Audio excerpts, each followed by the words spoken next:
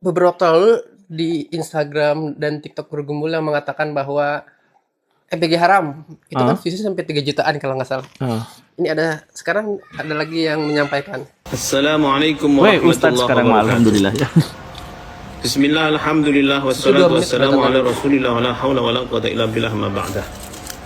Saya Ahmad Muzaffar, pengasuh Pondok Pesantren Al-Husna Internasional, Mayung Jepara, Jawa Tengah, menyatakan mulai hari ini Jumat setelah Jumatan ini, Masya Allah, Jumat yang berkah ini, menyatakan bahwa semua keluarga besar Al-Husna, mulai KPIT, TKET, SDIT, SD Tahfidz, Banyak. kemudian SMP IKI, SMA IKI, dan keluarga besar Al-Husna semuanya menyatakan mulai hari ini menolak dan tidak menerima MBG.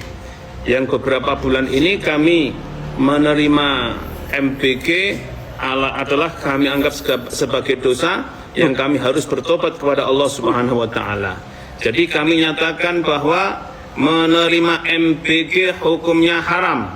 Sekali lagi, menerima MBG hukumnya haram karena al-i'anah 'alal maksiyah maksiyatun. Al-i'anah 'alal haram haramun. Menolong kemaksiatan hukumnya maksiat. Memfasilitasi terjadinya perbuatan haram hukumnya juga haram. Kita tahu dari hulu sampai hilir pengelola MBG ini adalah buat sarana untuk berbuat korupsi besar-besaran. Bukan lagi dhon tapi sudah nyata, bukan lagi prasangka tapi sudah nyata bahwa pengelolaan dari atas sampai bawah di MBG adalah buat ajang korupsi sebesar-besarnya. Oke. Bukan lagi prasangka tapi sudah nyata. Aku suka banget pemilihan kata-katanya. Tanggapannya Pak Guru? Iya, kita punya dua argumentasi untuk mengharamkan itu ya. Kalau saya mah kan temannya teman saya ya yang mengharamkan. Cuman saya percaya gitu. Iya, kalau saya sih pengharamannya itu sederhana, sesimpel. Kan di dalam Al-Quran itu dijelaskan. Di dalam Quran hadis itu prinsip Islam itu sesimpel harta orang kaya dibagikan kepada fakir miskin. Orang yang mampu dilarang ngambil harta fakir miskin. Bahkan dosa yang paling besar itu adalah ngambil harta fakir miskin dan yatim, anak yatim. Benar kan? Nah, saya ngambilnya itu sebenarnya dari sana. Nah, kan MBG itu prinsipnya adalah MBG itu uangnya yang dulu 335 triliun itu tuh kan diambil dari subsidi terhadap pendidikan, diambilnya terhadap tunjangan untuk guru, untuk dosen, dan lain-lain. Pokoknya mengambilnya dari sana-sini, termasuk juga dari kesehatan yang bikin BPJS susah itu kan. Termasuk juga ini tuh merusak pasar. Seperti yang kita ketahui kemarin, MBG itu menyebabkan harga-harga telur naik, daging naik. Sekarang harga jatuh gara-gara polisi bikin peternakan, tentara bikin peternakan, bikin pertanian yang akhirnya peternak-peternak yang asli jatuh miskin. Sekarang itu gak bisa jualan. Nah, ini demi MBG kemudian diberikan kepada apa? Kepada 92% orang kaya, orang mampu. Nah, jadi MBG itu mengubah hak orang miskin diambil untuk diberikan kepada orang yang mampu. Nah, ini tuh haram dalam Islam tuh. Bahkan ini adalah salah satu dosa paling besar. Salah satu dosa paling besar adalah ngambil harta fakir miskin. Yang ngambil diserahkannya kepada siapa? Kepada orang kaya. Robin Hood itu kan kriminal, penjahat. Tapi banyak orang yang menganggapnya pahlawan. Karena konsepnya dia mencuri dari orang kaya diberikan kepada orang miskin. Nah, jadi sekriminal itu pun masih ada yang nyebut dia pahlawan. Karena dia ngambil orang kaya untuk orang miskin. Ini mah dibalik, cuy. Jadi orang hak untuk orang miskin dibagikan kepada orang kaya. Nah, ini satu di antara 5 argumentasi saya yang dulu itu. Termasuk yang argumentasi Pak Ustadz soal korupsi. Iya, itu juga adalah bagian dari argumentasi ketiga kalau nggak salah yang saya bikin itu.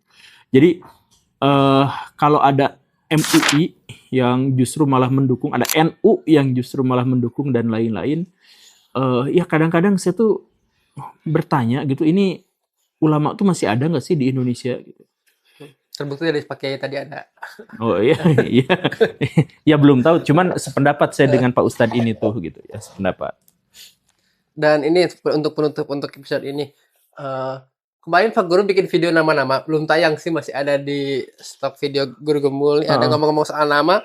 Kalau Pak Guru mah kan fokus ke nama-nama yang susah. Ini ada ibu-ibu namanya gampang sekali. Ini namanya Muhammad MBG Subianto.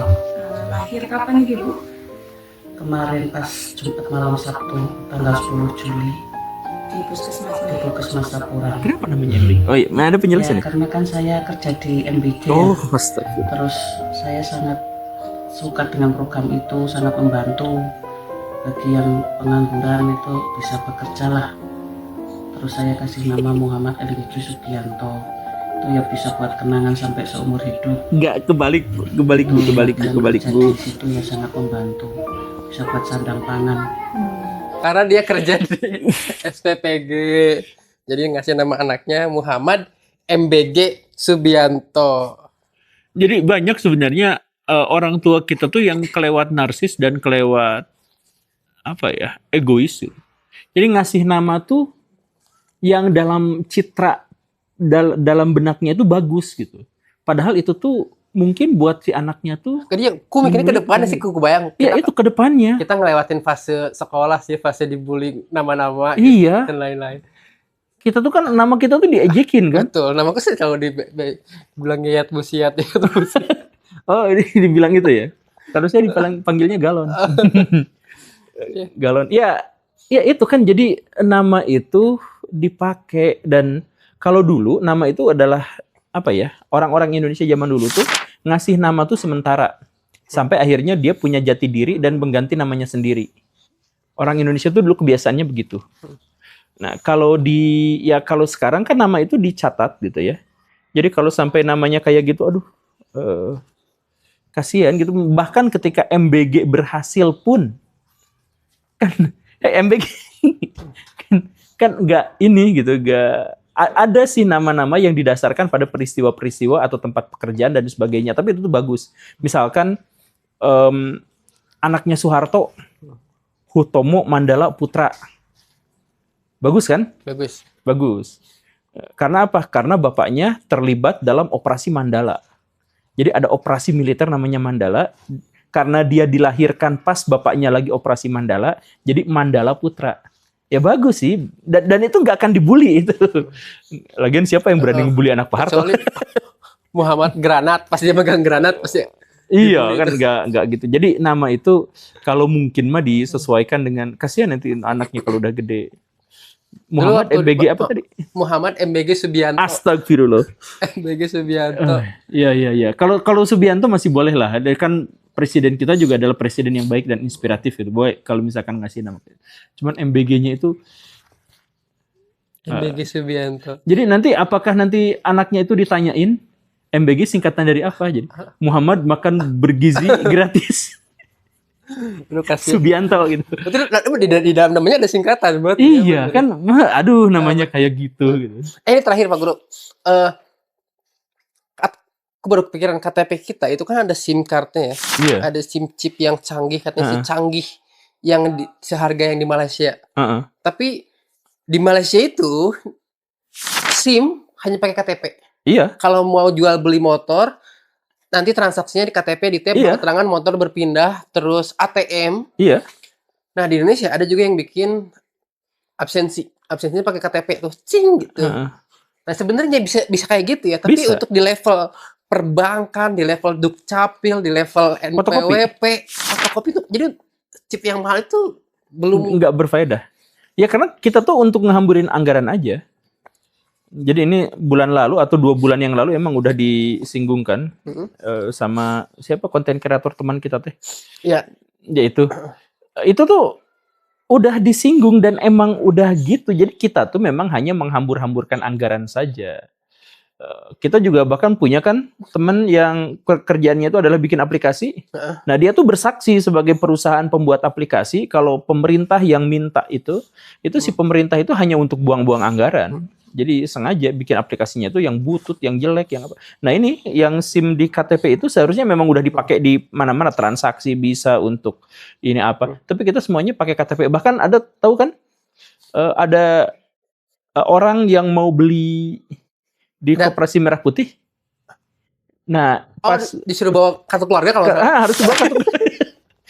Nah, kita tuh sampai di level itu gitu. Betul, ribet banget bawa kartu keluarga, ya bener. Nah, kita tuh masih ada di level. Jadi memang kita tuh hanya untuk buang-buang anggaran aja. Kita tuh dibuatkan ribet gitu. Berarti setidaknya di chip KTP-nya itu udah ada yang canggih. Jadi kita hanya nunggu one day siapa yang mau mempergunakan ini dengan baik. Iya. Karena beneran tinggal bikin, ya udah sesuai. Udah ngapa-ngapain tinggal pakai itu aja, nggak usah. Berarti kita hanya kita kata Pak Guru jangan menunggu sih, tapi menunggu aja siapa yang mau mengeksekusi ini KTP yang canggih ini. Apakah kita akan dimusuhi tukang fotokopian? Mungkin ya. Oke Pak Guru, assalamualaikum warahmatullahi wabarakatuh. Waalaikumsalam.